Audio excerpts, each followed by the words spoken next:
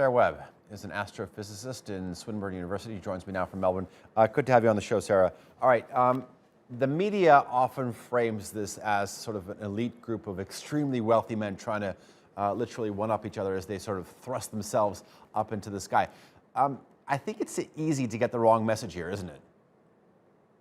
Yeah, absolutely. So even though they are very wealthy men, the businesses that they have to propel themselves to space. So we're talking about Virgin Galactic, Blue Origin, and then also if we include Elon Musk, then we've got SpaceX in the mix.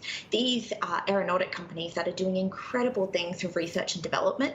So even though these guys get to have the big show of going up and testing these, they are, it's a lot more than just a big show going up to space. It's a really great development for both space tourism, but then also for actual space research industry with being able to have vehicles such as these. Okay, help me understand this. When they say space or outer space, I mean, what are we talking about? Yeah. We just played a video graphic here, and it's a bit confusing. I understand, yes, it's where the Earth's atmosphere ends, but it's a bit more ambiguous than I was originally expecting. Yes, yeah, absolutely. So what we call outer space is where we hit something called the Kármán line, but this is arbitrarily defined by us here on Earth. And it really, the most important bit about this line between Earth's atmosphere and where we think outer space begins, because Earth's atmosphere and Earth's magnetic fields extend well past where these rockets are going. But what is really important is defining this for legal reasons. And so this is why the Kármán line was basically conceived. And so the Kármán line is about 100 kilometers above the Earth, and that is what most regulatory bodies consider outer space once you go above 100 kilometers. However, NASA considers outer space 80 kilometers above the Earth.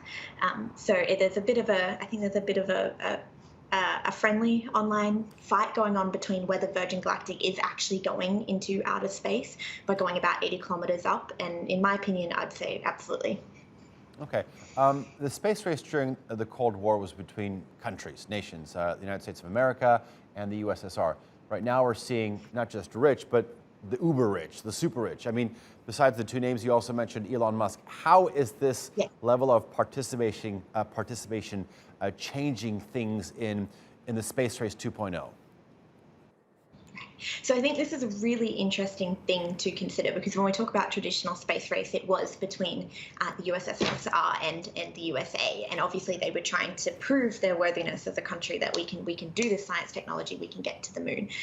But what we're seeing here is that with the space tourism companies is that they are building technology that is then able to be used by various different countries. So it really is assisting every country who does want to continue research development in space by having these third parties that you can then, say, rent a rocket for your launch. You don't need to have those resources to have your very own rocket doing your launches. It's like a rocket taxi.